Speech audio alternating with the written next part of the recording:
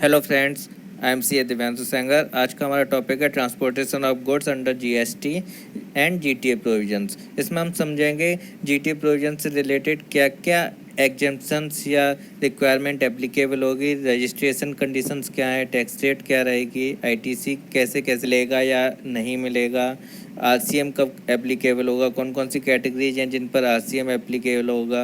ये सारे सवालों के जवाब आपको इस वीडियो के बाद क्लियर हो जाएंगे। प्लस समराइज चार्ट से समझेंगे। अगर आपको वो चार्ट भी चाहिए तो आप कमेंट बॉक्स में अपनी ईमेल आईडी मेंशन कर देना, मैं आपको ये चार्ट भी प्रोवाइड कर दूंगा जो आपके आगे फ्यूचर में भी रेफरेंस के थ्रू काम आएगा। अगर आपको मेरी यूट्यूब पर वीडियोज पसंद आ रही हैं तो प्लीज़ सब्सक्राइब भी कीजिए मेरा यूट्यूब चैनल। चलिए आज का टॉपिक स्टार्ट करते हैं। ट्रांसपोर्टेशन ऑफ गुड्स समझते हैं किस किस मोड से हो सकता है। सबसे पहले बाई रेल हो सकता है, या फिर इन कंटेनर बाई रेल हो सकता है, by any person other than Indian railway. Third point, courier agency के थ्रू कर सकते हैं, गुड्स ट्रांसपोर्ट एजेंसी के थ्रू कर सकते हैं, अदर देन जीटीए, कुरियर और रेल के थ्रू कर सकते हैं। मतलब अपनी गाड़ी में ही अगर हम गुड्स ट्रांसपोर्ट कर रहे हैं या कंपनी की गाड़ी व्हीकल में गुड्स ट्रांसपोर्ट कर रहे हैं तो फिफ्थ कैटेगरी में फॉल करेगा। टैक्स रेट समझते हैं। बाई रेल करेंगे तो 5% एप्लीकेबल है। Transport of goods in container by rail by any person other than Indian railway अगर करेंगे तो 12% है। कुरियर एजेंसी के थ्रू करेंगे तो 18% है। सबसे कॉस्टली कुरियर एजेंसी के थ्रू पड़ेगा। गुड्स ट्रांसपोर्ट एजेंसी के थ्रू करेंगे तो 5% एप्लीकेबल होगा। अदर देन जीटीए, कुरियर और रेल करेंगे तो एग्जेम्प्टेड है। इनपुट क्रेडिट देखते हैं कब कब मिलेगा। सप्लायर की बात कर रहे हैं हम, बाई रेल तो उसे इनपुट सर्विसेज पर इनपुट क्रेडिट मिल जाएगा। अगर इन container by rail by any person other than Indian railway के अलावा कोई और पर्सन रेल के थ्रू ट्रांसपोर्ट करा रहा है गुड्स इन कंटेनर तो उसे पूरा आईटीसी अवेलेबल हो जाएगा। कुरियर एजेंसी कंपनी को पूरा आईटीसी अवेलेबल होगा। जीटीए को कोई आईटीसी अवेलेबल नहीं होगा क्योंकि इन्हें ऑलरेडी रिबेट वाली रेट दे रखी है। Other than GTA, courier, rail को टैक्स नहीं एप्लीकेबल तो इनपुट क्रेडिट भी नहीं लगेगा।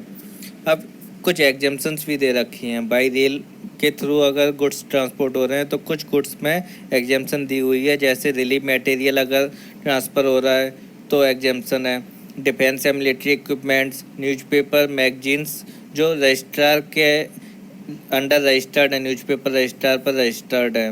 रेलवे इक्विपमेंट्स या मटेरियल ट्रांसफ़र हो रहे हैं। एग्रीकल्चर प्रोड्यूस ट्रांसपोर्ट हो रहा है। मिल्क, सॉल्ट, फूड ग्रेन या फ्लोर पल्सेस एंड राइस को भी इंक्लूड करके फूड ग्रेन्स ट्रांसपोर्ट हो रहे हैं। ऑर्गेनिक मैन्योर ट्रांसपोर्ट हो रहा है। तो ये सारे अगर गुड्स ट्रांसपोर्ट हो रहे हैं तो एग्जेम्प्ट हैं, इन पर जीएसटी नहीं लगेगा। जीटीए में देखते हैं एग्जेम्पशन क्या है। कुछ तो इसी से सिमिलर है, जैसे एग्रीकल्चर प्रोड्यूस हो गया, milk, salt, food grains including floor pulse and rice हो गया, ऑर्गेनिक मैन्योर हो गया, न्यूज़पेपर या मैगजीन्स रजिस्टर्ड अंदर रजिस्टर ऑफ न्यूज़पेपर, ये भी एग्जेम्प्ट है। रिलीफ मटेरियल्स, डिफेंस और मिलिट्री इक्विपमेंट्स, ये सारे एग्जेम्प्ट हैं। अगर ये कुछ भी गुड्स ट्रांसपोर्ट हो रहे हैं तो एग्जेम्प्ट हैं, इन पर जीएसटी नहीं लगेगा। इसमें दो कंडीशंस और एक्स्ट्रा ऐड की गई हैं।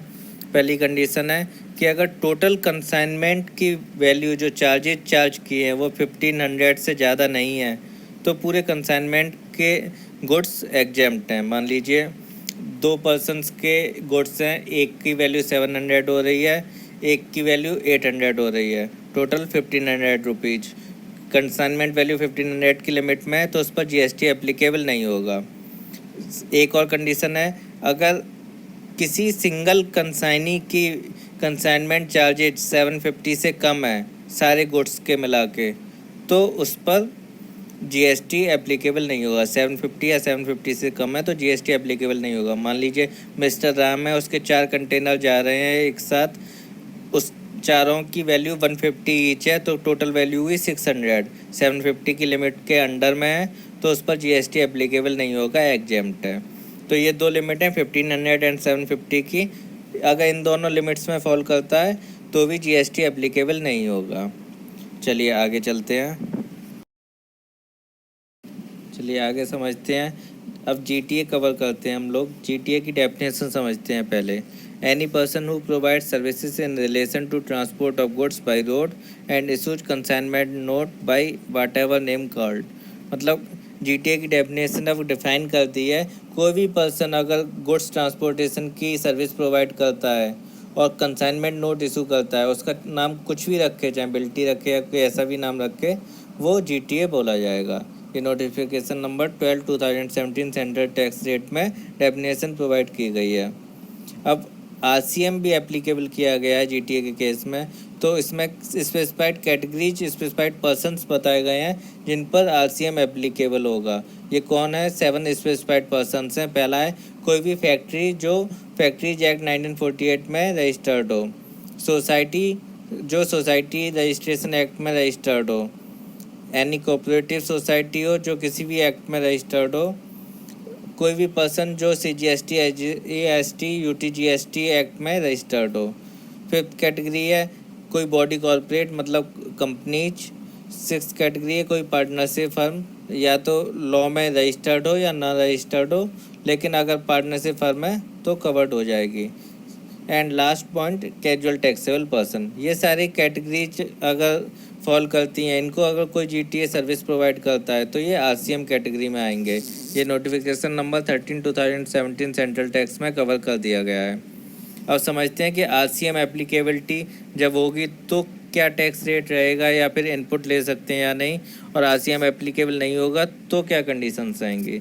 सबसे पहले देखते हैं रजिस्ट्रेशन। अगर जीटीए सिर्फ स्पेसिफाइड पर्सन्स को सर्विस प्रोवाइड करता है, मतलब जो 7 कैटेगरीज बताई गई हैं, फैक्ट्री या फिर सोसाइटी, कोऑपरेटिव सोसाइटी, कोई भी person registered under CGST, SGST, UTGST, body corporate, partnership firm, casual taxable person, इन सारी कैटेगरीज को ही सर्विस प्रोवाइड करता है और किसी को सर्विस प्रोवाइड नहीं करता, तो जीटीए को रजिस्ट्रेशन लेने की रिक्वायरमेंट नहीं होगी।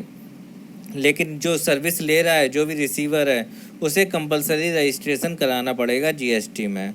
ये नोटिफिकेशन नंबर 5/2017 सेंट्रल टैक्स में एग्जेम्प्ट कर दिया गया है जीटीए को रजिस्ट्रेशन लेने के लिए, अगर वो सिर्फ और सिर्फ इन 7 स्पेसिफाइड पर्सन्स को सर्विस प्रोवाइड करता है। तो अगर जीटीए इन 7 पर्सन्स के अलावा भी किसी को सर्विस प्रोवाइड करता है, लाइक अनरजिस्टर्ड पर्सन को करता है, और उसका एग्रीगेट टर्नओवर 20 लाख से ज़्यादा होता है, या जो दूसरे स्टेट्स हैं जिसमें 10 लाख की लिमिट है वहाँ 10 लाख से ज़्यादा होता है, तो जीटीए को भी रजिस्ट्रेशन कराना पड़ेगा।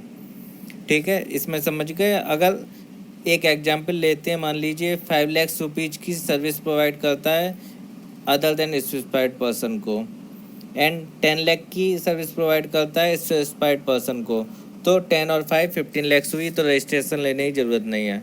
सेकंड एग्जांपल लेते हैं, मान लीजिए अगर 15 लाख की स्पेसिफाइड पर्सन को सर्विस प्रोवाइड की एंड 7 लाख की अनरजिस्टर्ड पर्सन को, टोटल सर्विस टैक्सेबल सर्विस कितनी हुई? 22 लाख। तो इस केस में इसे रजिस्ट्रेशन की एप्लीकेबिलिटी आ जाएगी। अब टैक्स रेट समझते हैं। अगर जीटीए सर्विस प्रोवाइड करता है 7 स्पेसिफाइड पर्सन को, तो सप्लायर मतलब जीटीए की कोई टैक्स लायबिलिटी नहीं होगी, and receiver 5% under reverse charge के बेसिस पे जीएसटी जमा करेगा। अगर जीटीए सर्विस प्रोवाइड करता है अदर देन स्पेसिफाइड पर्सन को, अदर देन स्पेसिफाइड पर्सन कौन कौन हो सकते हैं? कोई भी इंडिविजुअल हो सकता है जो इन 7 कैटेगरीज में फॉल नहीं करता। तो अगर ऐसे पर्सन्स को प्रोवाइड करता है सर्विस और इसे रजिस्ट्रेशन लेना कंपलसरी हो गया है क्योंकि इसका टर्नओवर लिमिट क्रॉस कर गई है 20 लाख या 10 लाख की लिमिट को, तो 5% जीटीए जीएसटी चार्ज करेगा, और रिसीवर उसका इनपुट नहीं ले पाएगा क्योंकि वो तो रजिस्टर्ड ही नहीं है, स्पेसिफाइड पर्सन नहीं है। इनपुट टैक्स क्रेडिट की बात करते हैं। अगर जीटीए स्पेसिफाइड पर्सन को सर्विस प्रोवाइड करता है तो आरसीएम के बेसिस पर रिसीवर ने जीएसटी जमा किया था वो इनपुट ले सकता है, लेकिन सप्लायर को कोई इनपुट अवेलेबल नहीं होगा। अगर जीटीए अनरजिस्टर्ड पर्सन को सर्विस प्रोवाइड करता है या जो स्पेसिफाइड पर्सन थे उनके अलावा किसी को सर्विस प्रोवाइड करता है तो भी आईटीसी अवेलेबल नहीं होगा। 5% की जीएसटी रेट इसी कंडीशन पे दी है कि इसे कोई आईटीसी अवेलेबल नहीं होगा। आई थिंक आपके सारे डाउट्स अब क्लियर हो गए होंगे। Transportation of goods by road के कंडीशन सारी आपको क्लियर हो गई होंगी।